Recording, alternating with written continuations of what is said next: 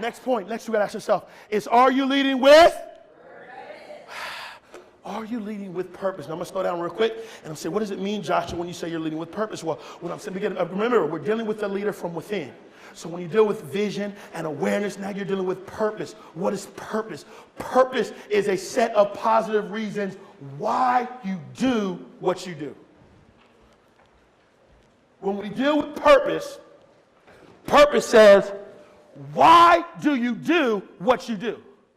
Why do you wake up? Why do you have a job? Why are you a leader? This is purpose. Say purpose. And the reason why this is so important from a leadership standpoint is because, again, studies will show you really across the board. People that lead with purpose are more successful, they perform better, they're more passionate, but most importantly, they'll be more effective leaders. Say leaders. Leaders. The reason they'll be more effective leaders is because one of the keys to inspiring people, to motivating people, is being able to give them a reason why they should be part of what you're doing. In essence, if I'm going to motivate people, if I'm going to inspire people, I got to figure out, okay, let me figure out these people, and now let me give them a reason why they should be doing what they are doing. See, the key to the inspiration is the why. Say the why. The why. It's the why. And this is why Simon Sinek says, and I quote, he says, great organizations do great things because they have a sense of why they do what they do. So that's the foundation of greatness. They know why they do what they do. So now it's not enough just to know who I am and to have the vision. Now I got to ask myself, why am I doing what I'm doing? Because if the purpose is strong enough, the challenge won't stop me. Wow, that was good. You should tweet that. If the purpose is strong enough, the challenge won't stop you. Say it again.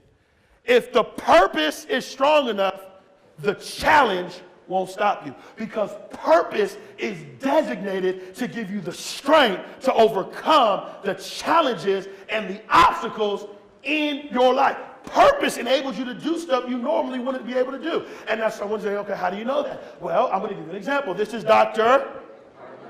Now we're going to get ready to celebrate his birthday in January, and you're going to, some of you may bring a speaker to your campus, and they're going to talk about the civil rights movement, and they're going to talk about equality, and all that is good. But I submit to you, at the foundation of this movement, there's a key thing that I rarely hear people talk about. It's talked about, but rarely, and it's called nonviolence. Say nonviolence.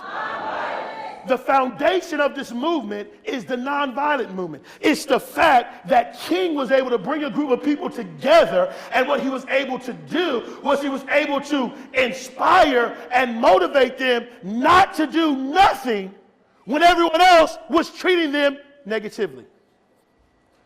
In essence, King would come into a room like this, and he would have some people that were mad. He would have some people that have been talked about, spit on, shot at, bombed, tomatoes, all the crazy stuff, dogs, police, racism to the highest degree. They would come into a room, and these people are mad. And I'd be mad too, because if someone racial profiled you, you would be mad. If someone treated you wrong because of what you look like, you would be mad. And don't let someone hit you in the mouth right now because you got the suit on. I guarantee that suit may come off, and you may go back to somewhere you don't like to go back to, but I'm just saying. Yeah. But what Dr. King had to do is he had to come in there and he had to tell these people, he said, look, I understand what you're going through. I understand how ticked off you are. I understand how mad you are. But understand, if we're going to win this battle, we're going to have to be committed to this non-violent movement. He had to inspire them not to do nothing when people treated them wrong. Let me bring it to your experience. It would be like you're in love with this certain person. And not only do they betray you, but you come home one day and they're sleeping with somebody else in your face. How are you going to feel? You're going to be mad.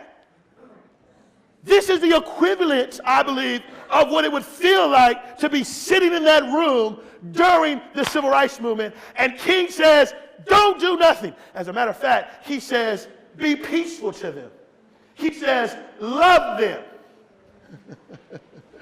Now we get into love. I don't have time to get into love. You get my workshop, you'll get into this. But now what we see is we see a nonviolent movement with purpose, but under the nonviolent movement, we see a love ethic. Don't have time to go into love, because that's a whole nother discussion. And if more people understood the power of love, more people would be able to say to their enemies, I still love you, God bless you, and keep it moving. Because there's something powerful in the love ethic. I'll talk about that later. But in this sense, King had a purpose.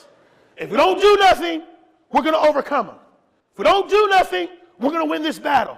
And because he was able to inspire them with a sense of purpose and a sense of why, they were able to move forward, they were able to overcome, and we have the equality that we have today because there was a leader that understood how to lead with purpose. Someone say purpose. Purpose. Say purpose. Purpose. There was a purpose behind what he did. And so the lesson that we can learn in this entire experience is this, that if I'm going to be an amazing leader of the 21st century, because again, I want you to understand, and I can't stress this enough, you're going to face challenges and you're going to face obstacles. And I'm telling you, man, there's never been a great leader that hasn't had to went through, tremendous pressure. It's going to happen. This is why when pressure comes your way, don't walk away. Don't get scared. You got to rise up, because that is part of leadership. But if I'm going to foundationally prepare myself for this challenge, I got to know who I am, I got to know the vision, and then I got to lead with purpose. Say purpose. Purpose. Say purpose. Purpose.